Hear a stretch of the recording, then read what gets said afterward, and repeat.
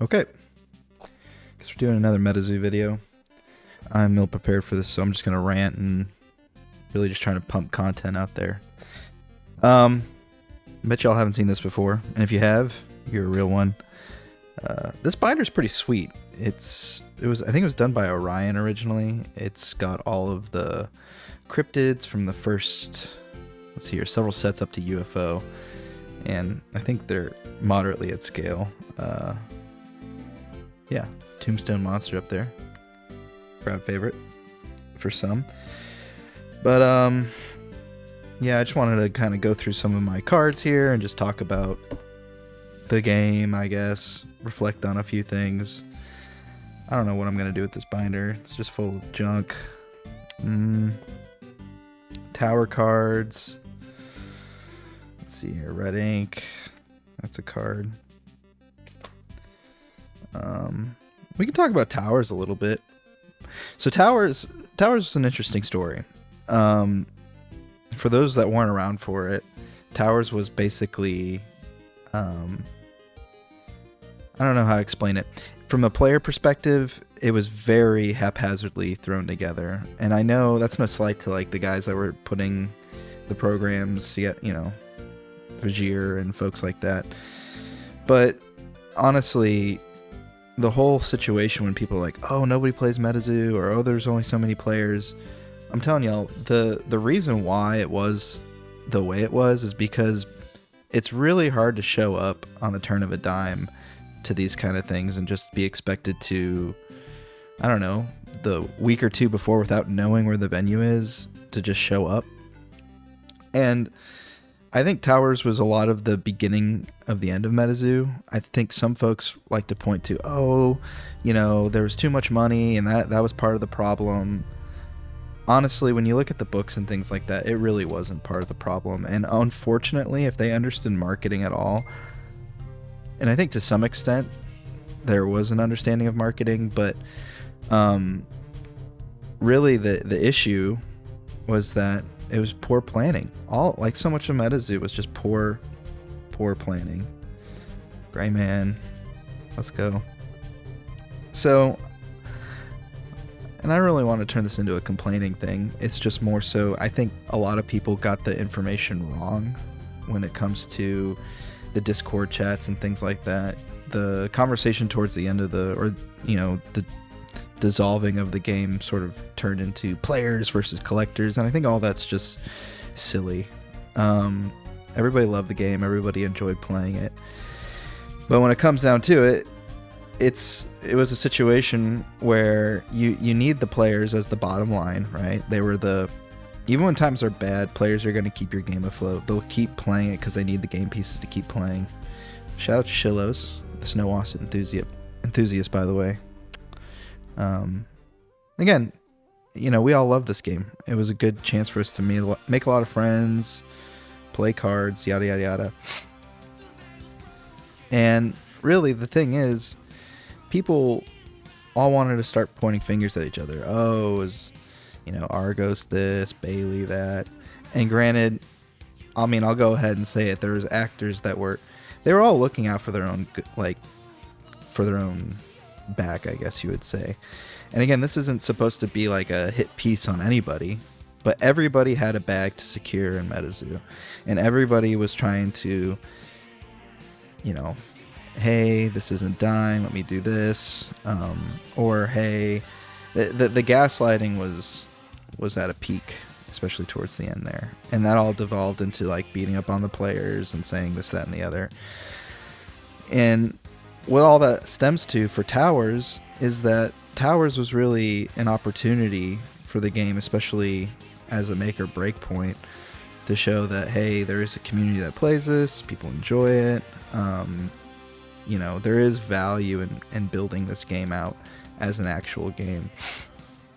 The problem is they shot themselves in the foot. So, let's go back to the first tower was Water Tower, and for a lot of folks, that was probably the best tower. Water Tower took place at the Loveland Frogman convention or whatever, but it was still a pain in the butt to get to for players, right? It was still outside of, I think, Cincinnati or whatever, and you had to travel half hour for an Uber and all this other stuff. TCG players they're brokies. They don't have the money to do a lot of this stuff, and if they do, they want to find some sort of return on it. They want to do something, right? Like they want to get some kind of potential whatever out of it. So, needless to say, only a handful of people could show up to that. I think the turnout for that was pretty good. I don't have the numbers on me, guys. I'm just spitballing here, but really, this is me just giving me an opportunity to show off some cards in my mismatched binder and then moan about a few things. But all that went well, relatively speaking. The rules, the weird format for it. MetaZoo shot themselves in the frickin' foot because they thought, oh, well, let's make a weird tower format with this like random 3x boost on Terras and stuff like that. And shame on some of the folks out there that were enablers of this. I get that it's kind of fun to have an alternate format. I get that. But when your game is new and your player base is small, you can't fragment your player base further by creating alternate formats. The one true format of MetaZoo was you wrote down your 4 fourth wall items that were part of the approved fourth wall sheet, and you had Terras in your deck and you played. Like, that's all it should have been. At best, the towers should have likely have been just active Terras, just 1x, which should be enough incentive from the get-go. You know, R&D and all those folks, they were scared of Quetz because they all bought into the stupid Discord echo chamber of players that didn't play saying, oh, Quetz is the best. Quetz is the best because one of the best deck builders and the best players in the game got together and they built a deck that was ironclad, okay? But all it takes is for one person, one innovator to come out and say, no, that you're wrong. Here's the next deck. Here's the new thing. And I don't care. I'll be the heel. I'll say that I'll go out on my own limb and say that I freaking did that. And I did that for so many different metas. I mean, you could look at, it was really Easton and me. And again, you're going to have some, well, actually, folks that come in every now and then. And yeah, they might have tuned or optimized, but they never took a chance on any decks going to any premier events that were outside the common meta. Okay, so if you look at the Frogman meta, Easton and I were testing Loveland Frogman going into Nightfall easily, right after Houston Collecticon. We wrapped that up. You know, Houston Collecticon was the end of the Cryptid Nation meta. It was Gassy Morpheus, which was maybe like A tier, and then you had like S tier, which was Quetz and Gumbaroo. Moving into Nightfall meta, I remember playing Easton, and I'm playing Quetz, he's playing Water, and then all of a sudden he plays Smoky Spirits on Frog, and we're like, oh shit. So we, you know, next thing you know, that's the meta for like the whole block. Let's see here, mid Nightfall meta, I put Kate on her Frost deck so that way she could cook in that New Year's tournament. And as a player who had like hardly any experience playing MetaZoo, she did phenomenal for second place. Moving forward, we go into Wilderness. Wilderness meta was really defined. There were some like offshoot events that we could tell stories about that later, but I'm not qualified to speak on some of those because I wasn't actually at those events. But Caster Cup in particular, it was Quetz with, you know, extra flavor. At that time, there was some, there was some Cosmic in the mix, right? But there was no Cosmic Lock yet. We'd have to fast forward to UFO, which was lauded as probably one of the worst sets ever, right? Oh, UFO's garbage. Well, you know what? You're garbage. I'm sorry. Like, there's some cards in there. Yeah, they were bad. They got nerfed because R&D, you had two ways of going it, right? You can power creep the set. You can do the Yu-Gi-Oh thing, make just everything good. Or you can try to build onto different horizons. The idea was like UFO wasn't going to be an earth-shattering set, but there was cards that would allow to build out into different horizons. And by and large, the Cosmic cards were good. That's where you see probably one of the most degenerate decks in all of MetaZoo, which is the UFO Flatwoods Lock. By the way, light cards always have been my favorite. It was really... I'm a little ADD, so just bear with me, but light had always been my favorite archetype. Going back to Cryptid Nation, I was always a proponent to like, hey, let's get this guy boosted up. Damian Hardy was the R&D director for Nightfall, and I think he did a really good job with the elementals and things like that. It still wasn't enough against like the Frog Water deck. It would really take up until, honestly, Seance for it to come into its own. But that's beside the point. So, anyways, we kind of had like the Crooked Quetz Degenerate Caster Cup deck that was really good, but that was the end of Wilderness, right? Like Wilderness, there wasn't a lot going on, and a lot of MetaZoo's meta and things like that. It was gate kept. It was gate kept by people like me, Easton, Logan, Schneider, just like all like the really good players. And the reason why that was is because there was no incentive to grow the community because the prize pools were so high. Um, why share knowledge? Why why should I promote the game when I know I'm only increasing the competition and reducing the likelihood or the statistical likelihood of me not winning my prizing? Sure, oh, okay, you can rest on your laurels of being like a better card player or whatever, but if you know cards, if you play cards, no matter what you do, there's variance. I don't care like how John Wayne, cool guy you are, like there's times where you just don't draw the out. You just don't draw the cards you need. So yeah, God, I don't know what I was doing with this page. Frost, yeah, Frost.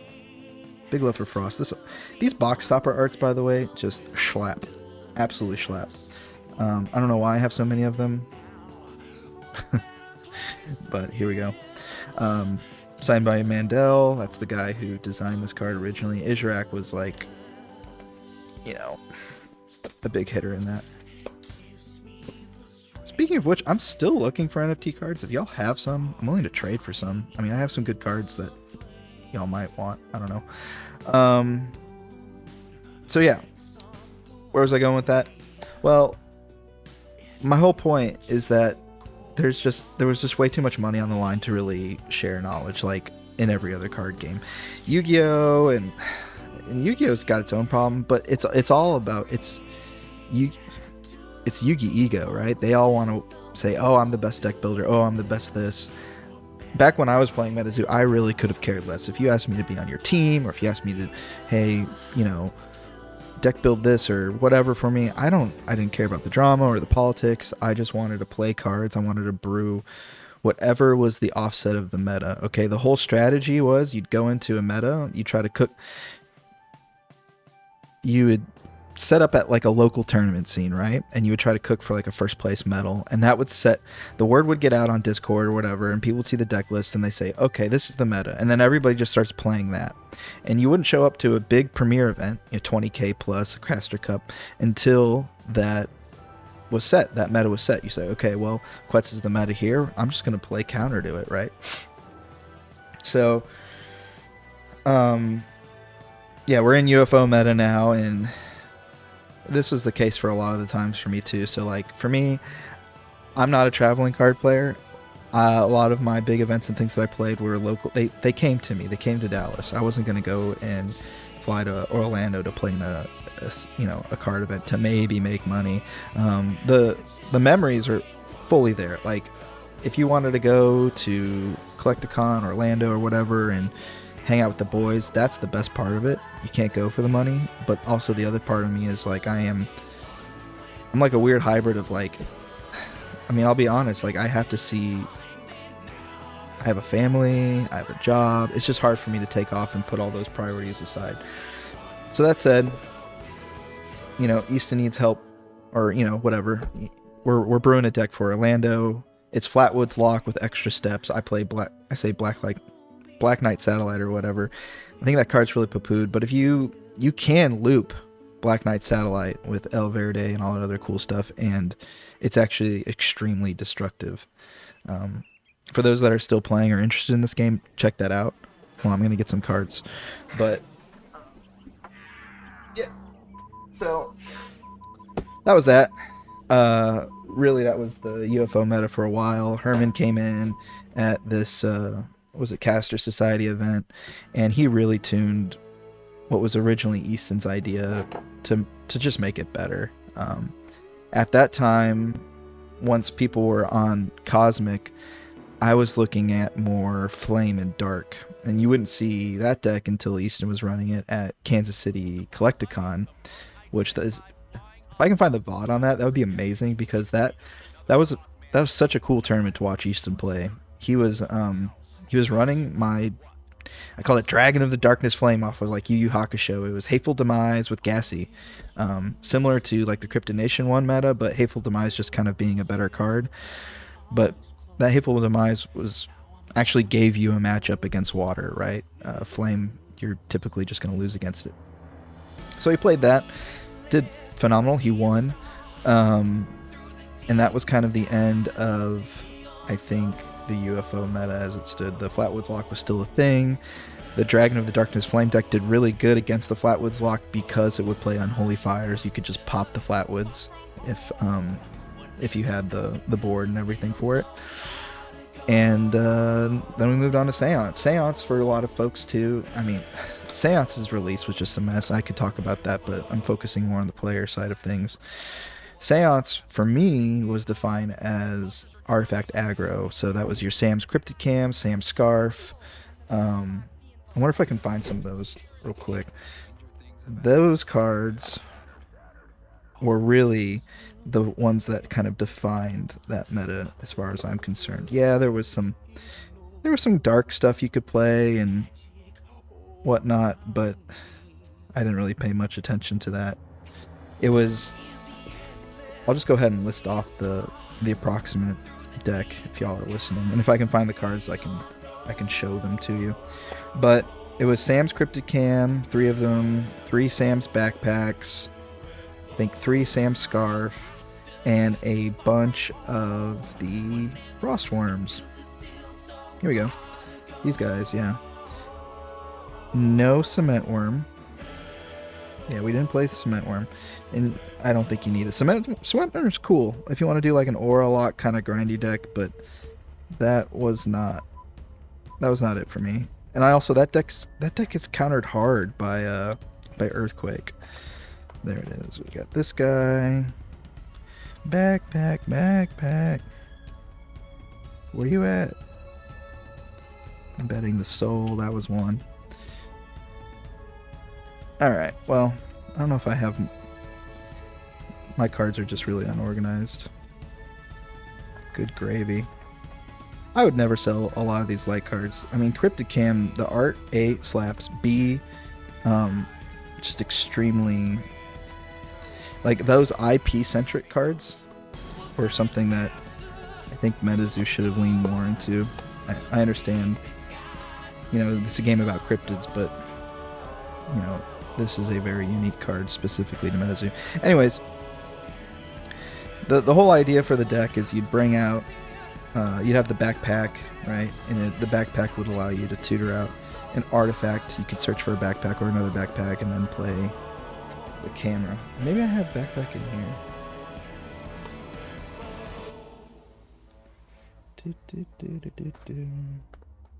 Yeah, here it is. Okay, cool.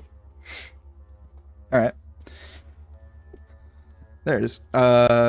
Any backpack with any page with the name Sam's in its name is touching this artifact. It's targeted for an attack. So this defends your artifacts. And then you can also search it and place it into your chapter. So that's kind of good. You still have to pay for it. But then there's Sam's Scarf. And Sam's Scarf allows you... Oh my god. This just shows why I don't prepare for any of this. Bear with me, folks. Ugh. Sam's Scarf allowed you to reduce the cost of cards with the word Sam's in its name. And it's stacked, right? So this Sam's Scarf, you'd contract it, and oh, there you go. And yeah, 1 less aura. So the power is kind of inconsequential. Remove up to 2 frozen counters from target beastie. Okay. The convert was nice, but really being able to, especially open with this and play backpacks and Cryptid Cams, you're off to the races. And with Cryptid Cam and Iceworm, you know, you get 4 of these Iceworms out, it gets tribal boost. Cryptid Cam effectively increases your Iceworms, right? You just get more of them. Oh, here we go. More Iceworms. So up to 3, you could have 7 Iceworms on board, and then you're hitting for, what, 90 each? Something like that. What's nice about Iceworm as well is you're thinning your deck. When you play this, you can search for a Beastie Worm with 3 or less aura, so just search for another one of these guys. enough said about that. And then, of course, embedding the soul too, right? So it turns all your artifacts into beasties with the same attack and LP. So, you know, this becomes a 60 attack, 60 LP beastie, 50-50. Same with the backpacks. Throw an infinite power in there for good measure, and then you're hitting for 100 attack, and you have 100 LP on that.